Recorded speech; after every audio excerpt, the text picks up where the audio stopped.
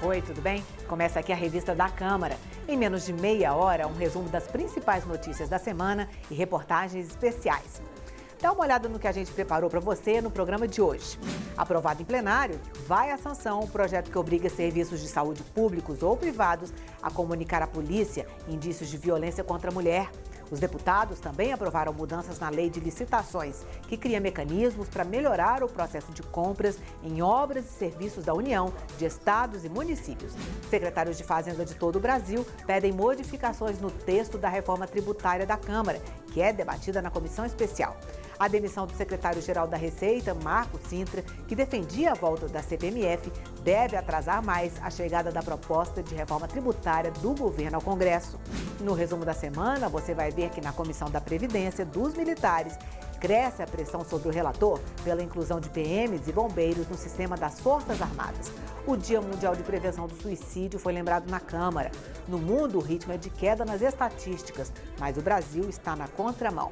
Um projeto já aprovado pela Comissão de Defesa do Consumidor pretende aumentar exigências para que o alimento seja realmente considerado integral.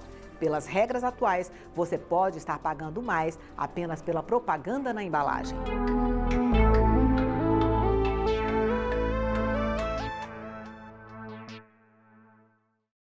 Na semana que passou, os deputados analisaram a maior parte dos pedidos de mudança feitos ao projeto da nova lei de licitações. E um projeto que beneficia famílias de Brumadinho. Também foi aprovado e vai à sanção o projeto que obriga serviços de saúde públicos ou privados a notificar a polícia sobre indícios de violência contra a mulher.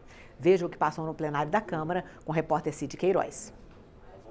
A semana no plenário foi marcada pela aprovação de 3 projetos de combate à violência sugeridos pela bancada feminina. A proposta que determina aos profissionais de saúde a notificação de casos de violência contra a mulher. A grande verdade é que a grande parte das mulheres violentadas, agredidas, recorrem muitas vezes aos hospitais para curarem as suas lesões físicas, mas não recorrem às autoridades policiais para buscar justiça. O projeto que garante vaga nas escolas para filhos de mulheres vítimas de violência. Para que a gente estimule a essa mulher a denunciar, dando a ela a prioridade no atendimento, na hora de matricular os seus filhos nas escolas, nas creches, e não só na matrícula, como também na transferência. E a proposta que garante a presença de psicólogos e assistentes sociais na rede pública de ensino. A gente já tem uma série de evidências científicas mostrando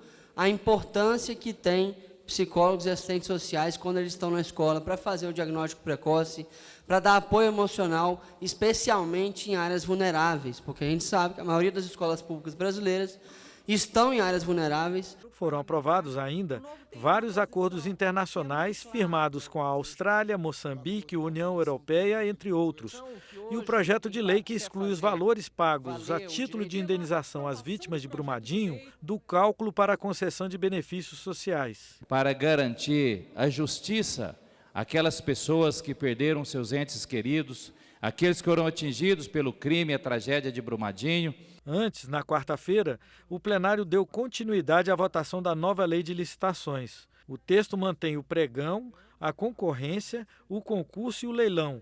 Ele extingue algumas modalidades de licitação, como o convite, e cria outras, como o diálogo competitivo. O diálogo competitivo é uma modalidade para licitações de grande vulto ou que envolvam inovação tecnológica, exigindo adaptações de soluções disponíveis no mercado.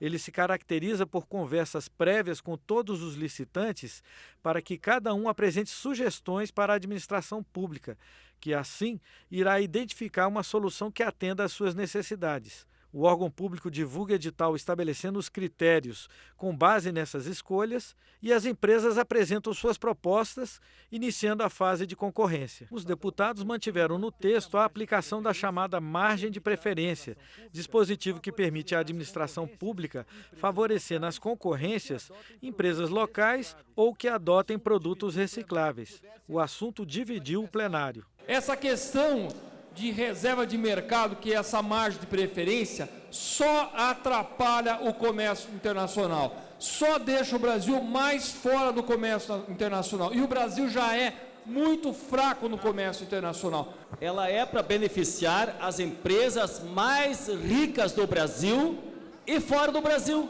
Se você não permite e estimula um percentual de empresas locais nos municípios para participar das licitações ou de conteúdo nacional, tu está tirando emprego do nosso povo, desenvolvimento da nossa região. Na votação dos destaques, foi aprovada emenda para permitir que algumas obras de engenharia sejam feitas na modalidade de pregão. Também foi aprovada a proibição para a compra de itens de luxo pela administração pública. Houve polêmica nesta matéria. Esse texto faz com que o Executivo apresente o rol de artigos que são de luxo, que são acima do que uma classe média da população pode consumir. Para quê? Para proibir licitação desses produtos. Se nós tiramos os chamados bens de luxo do processo de aquisição por concorrência transparente, eles vão ser adquiridos de que forma, senhor presidente? Por excepcionalidade, sem nenhum critério de transparência. Os deputados aprovaram também esta semana a urgência para o projeto que autoriza a transferência de recursos da União para as associações de proteção e assistência aos condenados. As APACs são pequenas unidades prisionais com até 200 vagas, construídas nas próprias comunidades com a participação de voluntários. Sem a presença de policiais nem agentes penitenciários, elas oferecem atividades para a recuperação de condenados. A iniciativa contou com o apoio de deputados de quase todos os partidos. O sistema APAC, ele custa para os cofres públicos, em média, 1/4 do que custa o sistema comum, uma vaga por mês. A proposta que beneficia as vítimas do acidente da Vale, em Brumadinho, vai para o Senado. E ainda faltam 4 destaques para a conclusão da nova lei de licitações pelo plenário da Câmara. Comissão da Proposta de Reforma Tributária discute com estados e municípios a divisão dos impostos arrecadados. Comissão de Trabalho debate o vazamento de mensagens da Operação Lava Jato. E o Dia Mundial da Prevenção ao Suicídio é lembrado na Câmara.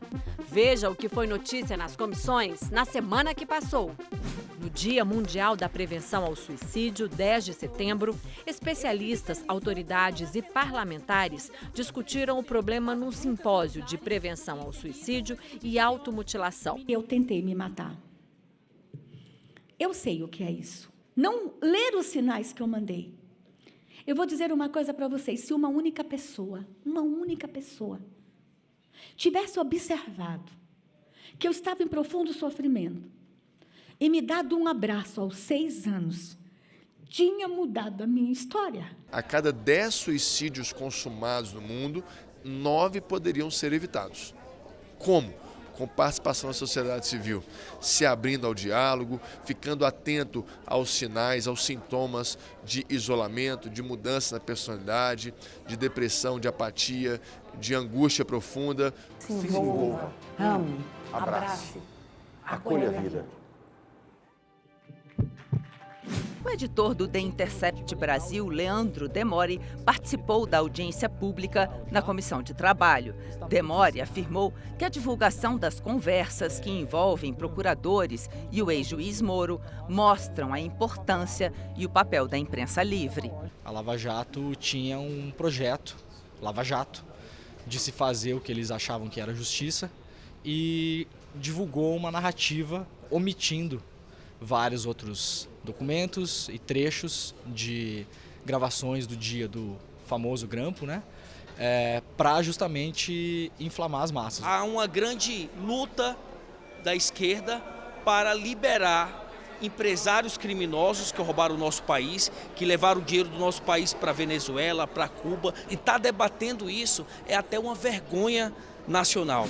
Em audiência da Comissão Especial da Reforma Tributária, deputados, economistas e gestores debateram a distribuição de impostos arrecadados entre a União, estados e municípios.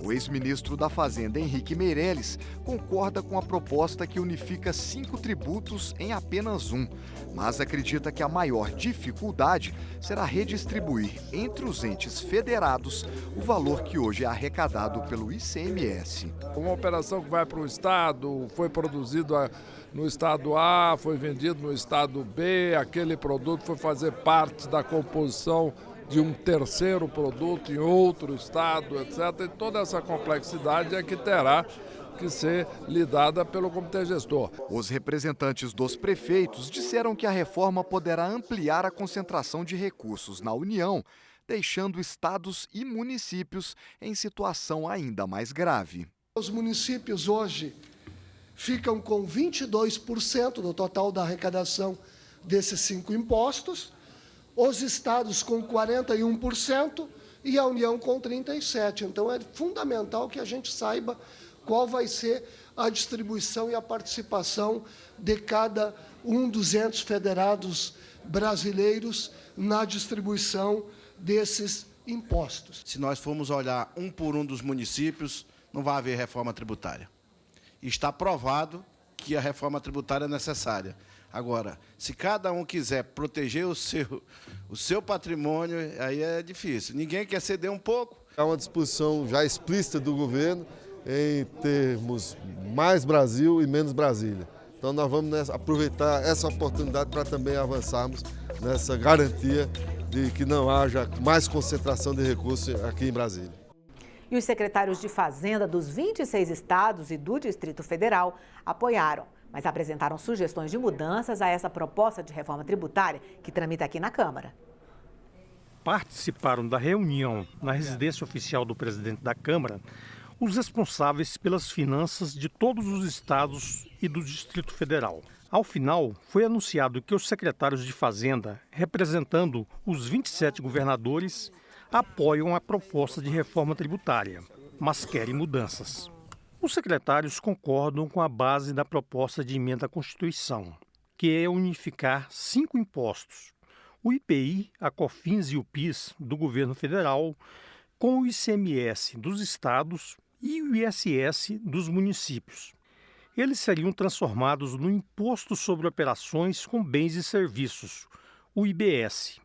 Mas os secretários exigem a criação de um Fundo de Desenvolvimento Regional, com recursos do governo, para compensar o fim dos incentivos fiscais concedidos pelos estados, que seriam extintos com a reforma tributária. Eles pedem ainda a manutenção dos incentivos da Zona Franca de Manaus, que também deixariam de existir com a reforma. Agora é colher as assinaturas necessárias para configurar uma emenda substitutiva, que nós teremos até a semana que vem. Pedido nosso, o presidente Rodrigo Maia prorrogou o prazo por mais uma semana. É uma proposta que vai destravar a economia, que vai gerar empregos e que, no final, com a retomada da nossa economia, todos vão ganhar, que é o objetivo da PEC 45 da reforma tributária.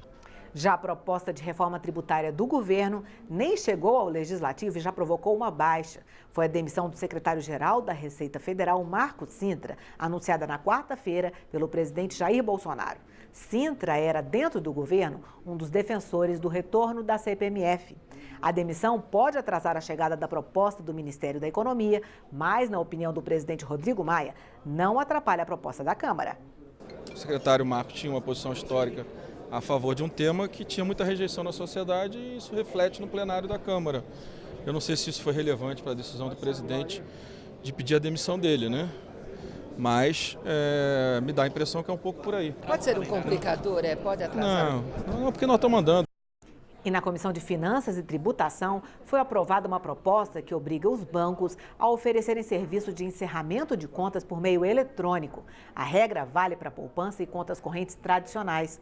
Hoje em dia, apenas clientes que abriram as contas por meio digital podem encerrar da mesma forma. O texto seguiu para a Comissão de Constituição e Justiça. E a educação básica, que já recebe parte do dinheiro da exploração do pré-sal, pode ganhar um reforço. Uma proposta que amplia esses investimentos chegou à Câmara e está sendo discutida na Comissão de Educação. Há 10 anos, o Congresso Nacional aprovou a lei do pré-sal, que transfere parte do dinheiro arrecadado com exploração em alto mar para as áreas de educação e saúde públicas. Estes recursos são transferidos para um fundo específico. O Fundo Social é constituído por parcelas do bônus de assinatura. Esses bônus são pedágios pagos antecipadamente para a União pelas empresas que exploram petróleo e gás nas áreas do pré-sal. Educação e saúde ficam com metade do valor arrecadado. Deste total, 75% vão para a educação e 25% para a saúde. O saldo do Fundo Social atualmente é 17 bilhões de reais.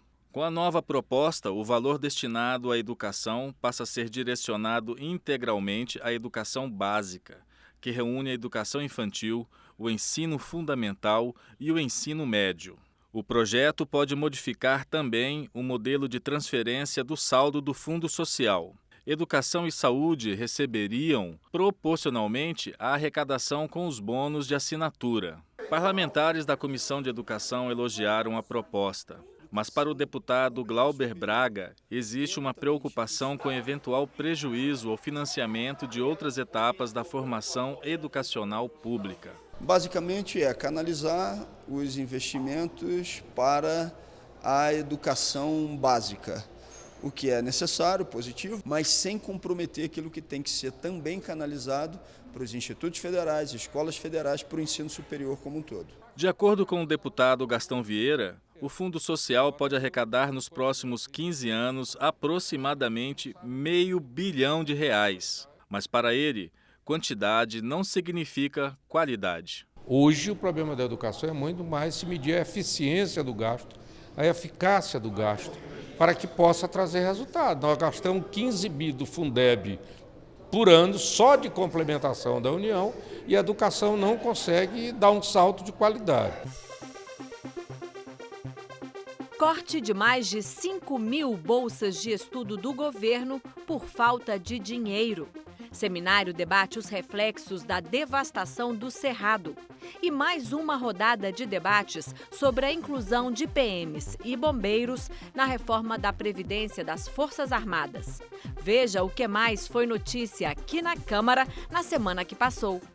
A comissão especial que analisa a reforma da Previdência dos militares debateu a possibilidade de inclusão de policiais e bombeiros militares na proposta que foi enviada pelo governo. O texto original trata apenas das Forças Armadas. O deputado Capitão Augusto disse que os policiais militares estão apreensivos com a demora do relator em confirmar que os militares estaduais serão incluídos na reforma da Previdência das Forças Armadas. Não é à toa que nós temos um regimento próprio, nós respondemos ao Código de Processo Penal Militar, ao Código Penal Militar, então não há dúvida nenhuma de que nós somos militares e por isso nós temos que ser tratado nesta PL 1645. O relator afirmou que alguns governadores estão fazendo pressão por temerem que a inclusão possa comprometer o equilíbrio das previdências públicas estaduais. Nós temos que vencer agora o grande embate, que é o embate político, que está exatamente na base deles, com os governadores estaduais, para que eles possam entender, como nós já entendemos, que não existe esse problema fiscal, uma vez que o próprio secretário da Receita, o secretário da Previdência, Rogério Marinho, juntamente com a equipe econômica, já fizeram o levantamento a esse respeito. O ministro das Minas e Energia, Bento Albuquerque, foi convocado pela Comissão de Viação e Transportes da Câmara para debater o preço do óleo diesel, porque o presidente da Petrobras, convidado 2 vezes, não compareceu à comissão. Vou convidar novamente, porque nós queremos saber como é que andam as auditorias internas, já que o próprio ministro admitiu aqui que hoje você tem até furtos nos oleodutos. Eu conversei com o presidente da Petrobras. Eu acho que foi muito mais um problema de comunicação do que uma posição pessoal dele de não querer comparecer. A ameaça de uma nova paralisação dos caminhoneiros preocupa os deputados. Se houver, perde o Brasil, perde todos os 210 milhões de brasileiras e brasileiros. Na semana passada, o ministro da Educação, Abraham Weintraub, disse que é possível evitar novos cortes nas bolsas de pós-graduação. Na audiência desta quarta, o representante do Ministério da Economia concordou. A perspectiva do Ministério da Economia é numa melhoria da arrecadação da receita. Então, isso vai permitir um pequeno descontingenciamento.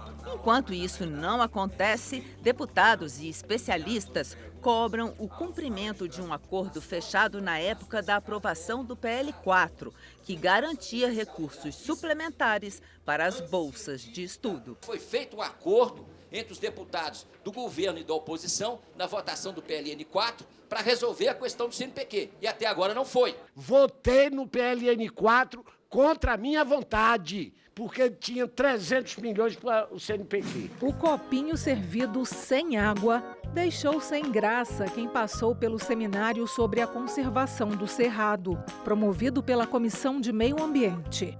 Representantes de comunidades tradicionais se reuniram para pedir apoio na preservação da savana mais rica do mundo, abrigando mais de 12 mil espécies de plantas nativas e 199 tipos de mamíferos.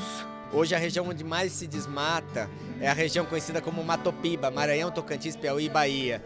É uma região de muito conflito, onde as pessoas muitas vezes estão invadindo terras públicas, ocupando, desmatando. E a gente pode hoje produzir sem precisar desmatar. A água é muito farta de água, hoje está acabando a água por causa da devastação, a degradação que você pega nos rios. Então isso para nós que é o maior impacto que nós estamos tendo, pelo menos no nosso cerrado. E lembra do copinho sem água? Aquele! Um recadinho para quem ainda não se conscientizou. Não espere a água acabar para fazer alguma coisa. E olha só isso, quando você compra um produto alimentício integral, pode estar levando gato por lebre. A legislação atual garante o rótulo integral, mesmo que o alimento tenha 99% de componentes processados e só 1% de fibras naturais.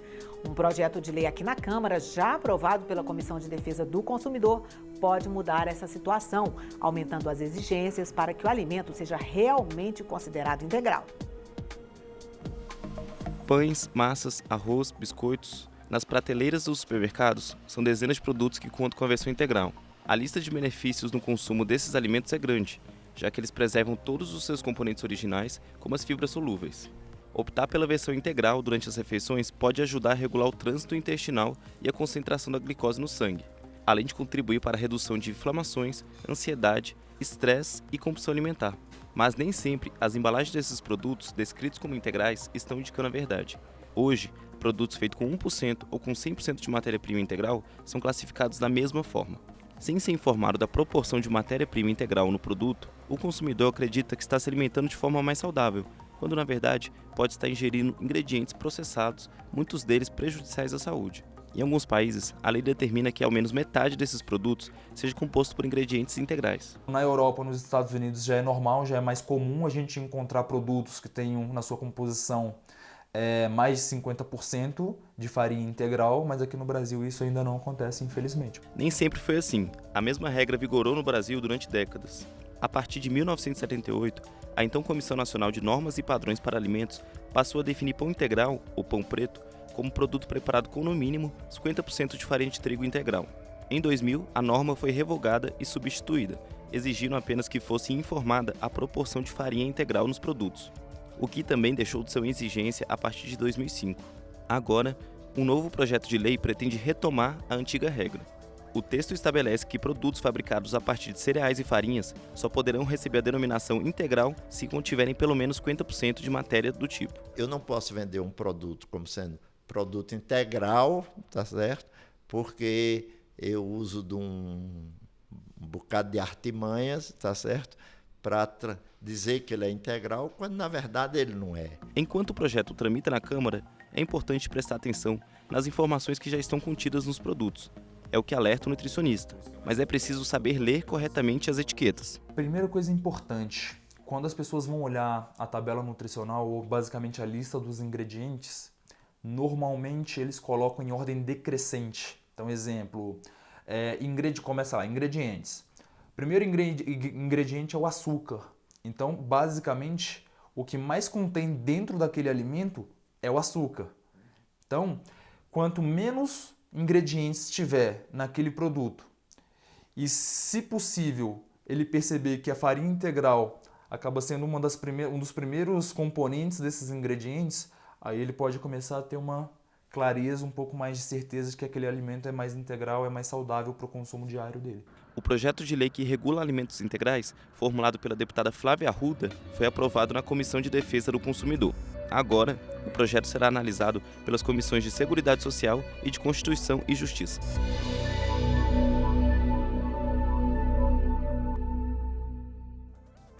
É isso. Você pode rever a revista da Câmara na TV aberta ou a cabo e também na internet no endereço youtube.com/Câmara dos Deputados Oficial. Espero você no próximo programa. Tchau!